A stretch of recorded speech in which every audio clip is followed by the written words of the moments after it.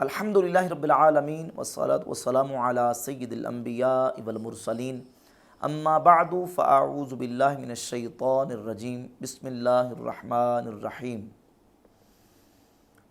عوام اہل سنت کے نام ایک پیغام کی صورت میں چند گزارشات اور اصلاحات پیش کرنی ہیں آج کی گفتگو میں، تاکہ ہمارے نوجوان اور ہماری عوام اہل سنت کے بولے بالے جو لوگ ہیں وہ اپنا ایمان اور عقیدہ مضبوط رکھیں اور اپنے ایمان اور عقیدے کو بد اعتقادی سے بچا سکیں، اور ہمیں نوجوانوں کا ایمان اور عقیدہ بچانے کے لیے کون کون سی اصلاحات کی ضرورت ہے تاکہ ہم اپنے عوام کا اور نوجوانوں کا ایمان اور عقیدہ بچا سکیں۔ اس وقت اس پرفتن دور میں سوشل میڈیا کے ذریعے سے بد عقیدہ اور بد مذہب لوگوں کی طرف سے اہل سنت کے خلاف ایک پوری یلغار ہے۔ وہ اپنی تمام تر کوششیں کاوشیں کر رہے ہیں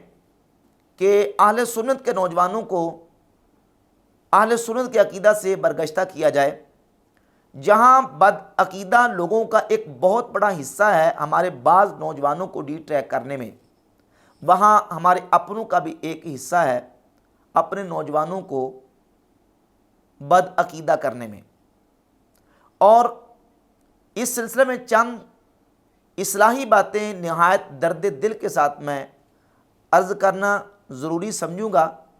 کسی خاص شخصیت پر تنقید نہیں، اگر تنقید ہو بھی تو وہ برائے اصلاح ہوگی، تنقید برائے تنقید نہیں، مقصود ہے اصلاح۔ ظاہر ہے کسی عالم سے، کسی مقرر اور کسی خطیب سے بھی غلطی ہو سکتی ہے۔ اب غلطی اگر لوگوں کے بد عقیدہ ہونے کی وجہ بن رہی ہو تو ہم اس عالم کی غلطی کو غلطی کہہ کے اس عالم پر تنقید کریں گے اور کہیں گے کہ اس عالم کا موقف غلط ہے، اس عالم نے بات غلط کی ہے۔ ہم اہل سنت و جماعت کے نظریات کا تحفظ کریں گے اور عوام اہل سنت کو اور اپنے نوجوانوں کو بد عقیدہ ہونے سے بچائیں گے۔ صورتحال کچھ یہ ہے کہ ہماری محافل، ہماری مجالس، ان محافل و مجالس کا اصل مقصد یہ ہے کہ محافل و مجالس منعقد کی جائیں، قرآن کی تلاوت، نبی کریم علیہ الصلوۃ والسلام کی نعت خوانی ہو اور عالم دین کو بلا کے دین کی باتیں سنی جائیں، جس سے عوام کا ایمان اور عقیدہ مضبوط ہو اور ان کے شکوک و شبہات اور ان کے وساوس ختم ہوں اور عمل صالح کا جذبہ پیدا ہو۔ اصل مقصد ہے دین کے عالم کو بلانے کا کہ تاکہ دین کی تعلیمات کو وہ بیان کریں، قرآن و سنت سے بیان کریں، تاکہ لوگ دین کے علم کو سیکھیں اور اس عالم دین سے دین حاصل کریں۔ ہماری محافل و مجالس میں سے بہت ساری ایسی مجالس و محافل ہیں کہ منتظمین محفل اور منتظمین مجلس اصل جو محفل کا مقصد ہے اس مقصد کو پس پش ڈال دیتے ہیں۔ ہم نے خود اس کا مشاہدہ کیا، چونکہ میں خود محافل میں جاتا ہوں۔ لوگوں کی ترجیحات کیا ہیں محافل کو منعقد کرنے کی اور کسی خطیب کو، کسی عالم کو یا کسی مقرر کو بلانے کی، ان میں سے بہت سارے لوگوں کو دیکھا گیا کہ ان کی ترجیح یہ ہے کہ کسی ایسے شخص کو بلایا جائے، ایسے مقرر کو، ایسے خطیب کو، واعظ کو بلایا جائے جو فیمس پرسنالٹی ہو، مشہور ہوں، لوگوں کے ہاں وہ جانے پہچانے ہوں، فیمس شخصیت ہوں۔ ان کے نام پر لوگ زیادہ آئیں گے، پنڈال بھر جائے گا، محفل کے اندر گہما گہمی ہوگی اور ہمیں اس بات کا موقع ملے گا کہ ہم ڈینگے مار سکیں گے لوگوں کے سامنے کہ ہم نے بہت بڑی محفل کروا لی، ہم نے تو اتنی بڑی محفل کروائی کہ لوگ وہاں تک پہنچ گئے، پنڈال بھر گیا تھا، ہزاروں لوگ جمع ہو گئے۔ یہ مقصد ہے۔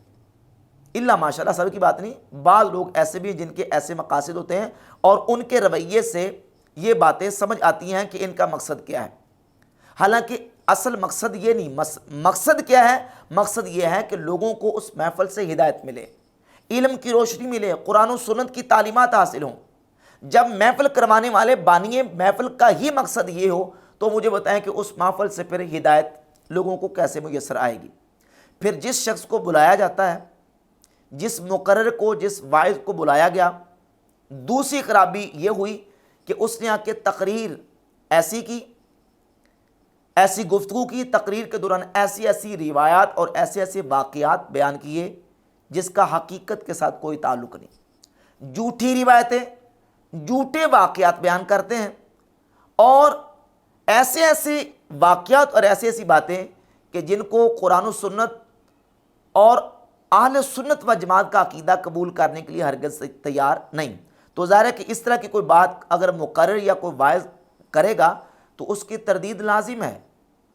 اس پر تنقید لازم ہے، تاکہ ہم اس عالم یا اس مقرر کی اس بات کو غلط کہیں اور اپنی عوام کے عقیدے کو محفوظ کریں۔ کتنے ٹیلی فونز آتے ہیں، یقین جانیں کتنے لوگ آ کے ملتے ہیں، جب ہم ان کو اصل حقائق بتاتے ہیں، اہل سنت و جماعت کا حقیقی عقیدہ بتاتے ہیں، تو وہ فوراً کسی نہ کسی مقرر کی تقریر سامنے رکھتے ہیں، کسی نہ کسی واعظ کا حوالہ دیتے ہیں کہ فلاں واعظ نے اپنی تقریر میں، اپنے وعظ میں یہ بات کی، فلاں مقرر نے یہ بات کی۔ کیا کسی عالم کا یہ رویہ، کسی مقرر اور خطیب کا یہ رویہ ہونا چاہیے؟ تو ہم اس کی تردید کرتے ہیں، تنقید کرتے ہیں کہ نہیں بھائی، ہمارا اسلام و سنیت اس بات کی اجازت نہیں دیتا۔ تو اس بات کو پہلے سے اس کی تردید ضروری ہے تاکہ نوجوانوں تک یہ پیغام پہنچے۔ اب ایک تو یہ کہ جھوٹی باتیں اور خلاف تحقیق روایات پیش کر کے خطبہ اور واعظین چلے جاتے ہیں، اور نمبر دو، کچھ ایسے کہ جو کہتے ہیں کہ میں نے کتاب سے بیان کیا ہے، یہ میں نے روایت یا واقعہ فلاں کتاب سے پڑھا ہے۔ پہلی بات تو یہ کہ اگر کوئی واقعہ یا روایت کسی کتاب کے اندر موجود ہے، ہر روایت اور ہر واقعہ ضروری نہیں کہ کتاب کے اندر موجود ہے تو وہ صحیح بھی ہو، اس کا صحیح ہونا ضروری ہے جبکہ اس کا تعلق عقیدے کے ساتھ ہو، اس کی حیثیت دیکھنا ضروری ہے، اور اگر وہ واقعہ صحیح بھی ہو تو پھر بھی جو ممبر کا تقاضا ہے، سٹیج کا تقاضا ہے، ایک عالم دین کے تقاضوں کو سمجھے کہ کون سی بات دین کی کہاں کرنی ہے، کیونکہ ہر واقعہ، ہر روایت اور ہر بات ہر جگہ پہ ہمیں دین بیان کرنے کی اجازت نہیں دیتا۔ یہ تو احادیث کی کتابوں کے اندر موجود ہے۔ امام بخاری رحمۃ اللہ علیہ نے صحیح بخاری کے اندر 127 نمبر حدیث کے اوپر ایک عنوان قائم کیا ہے، باب من خص بالعلم قوما دون قوم کراہیت اللہ یفہمون۔ باب اس بات کا بیان میں کہ علم دینے کے لیے ایک قوم کو خاص کر لینا دوسری قوم کو چھوڑ کر، دوسری قوم کو کیوں چھوڑا؟ کراہیت اللہ یفہمون، ان کو اس لیے چھوڑ دیا کیونکہ یہ اس بات کو سمجھ نہیں سکتے۔ علم کی بات ہے، ایک قوم کو دینی ہے، دوسری قوم کو نہیں دینی، ان کو اس لیے دینی کہ یہ سمجھ سکیں گے، اور ان کو علم کی بات اس لیے نہیں دینی کہ یہ علم کی اس بات کو سمجھ نہیں سکیں گے۔ امام بخاری نے یہ باب قائم کیا، اور اس باب کے تحت سیدنا مولا علی رضی اللہ تعالیٰ عنہ سے حدیث لے کے 127، مولا علی فرماتے ہیں حدث الناس بما یعرفون اتحبون ان یکذب اللہ ورسولہ، لوگوں کے سامنے وہ حدیث بیان کرو جس کو وہ سمجھ سکتے ہیں۔ حدث الناس بما یعرفون اے یفہمون، امام ابن حجر اسقلانی نے فتح الباری شرح صحیح البخاری میں اس کا ترجمہ کیا یعرفون اے یفہمون، یعنی جس کو وہ سمجھ سکتے ہیں وہ حدیث بیان کرو۔ اگر تم نے وہ حدیث لوگوں کے سامنے بیان کی جس کو وہ سمجھ نہیں سکتے، اتحبون ان یکذب اللہ ورسولہ، تو ایسی حدیثیں بیان کر کے کیا تم یہ چاہتے ہو کہ لوگ اللہ اور اس کے رسول کو جھٹلانا شروع کر دیں؟ یعنی بعض روایات و حدیث اگر ایسے لوگوں کے سامنے جو لوگ سمجھ نہیں سکیں گے، اگر تم ان کے سامنے بیان کرو گے تو وہ لوگوں کے بے دین ہونے کا ذریعہ بن جائیں گے، تو نہ بیان کرو۔ اور حدیث نمبر 128 129 امام بخاری لے کے ہے، تفصیلی حدیث ہے، نبی پاک علیہ الصلوۃ والسلام نے سیدنا معاذ بن جبل رضی اللہ تعالیٰ کے سامنے حدیث بیان کی، تو عرض کی حضور الا ابشر الناس، کیا میں لوگوں کو اس کی جا کے خوشخبری سنا دوں؟ تو نبی پاک علیہ الصلوۃ والسلام نے فرمایا لا، نہیں، انی اخاف ان یتکلوا، مجھے اس بات کا خوف ہے کہ وہ اسی پر بھروسہ کر بیٹھیں گے۔ نبی پاک علیہ الصلوۃ والسلام نے روک دیا کہ تم نے یہ حدیث عام عوام اور لوگوں کے سامنے بیان نہیں کرنی۔ امام بخاری باب قائم کر کے نہ حدیث کو لے کے ہے۔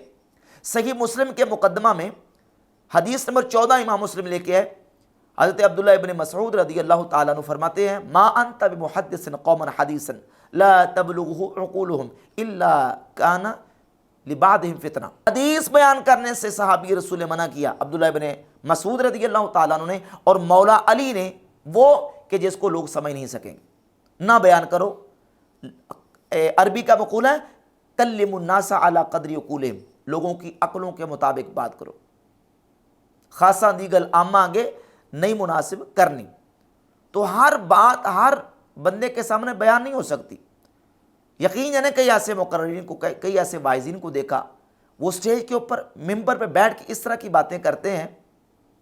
کہ عوام کے سامنے وہ باتیں عوام کے لیے بدعقیدہ ہونے کا سبب اور ذریعہ بنتی ہیں۔ بات صحیح بھی ہو، ہم نے یہ دیکھنا ہے کہ یہ بات عوام کے سامنے کرنی ہے کہ نہیں کرنی، یہ دین کا تقاضا ہے۔ رسول اللہ صلی اللہ علیہ وسلم کی تعلیمات ہمیں بتاتی ہیں کہ ہر بات ہر بندے کے سامنے بیان نہیں ہو سکتی۔ اور پھر اگر سمجھیں ہم کسی اپنی ایک انفرادی محفل میں بیٹھے ہوں، مجلس میں بیٹھے ہوں، ہماری چند لوگوں کی محفل ہو، لیکن اگر اس محفل کے اندر ریکارڈنگ ہو رہی ہے، کیمرہ چل رہا ہے، موبائل چل رہا ہے، تو اب یہ جو ہماری ایک نجی محفل تھی یہ اب نجی نہیں رہی، یہ بھی عام ہو گئی،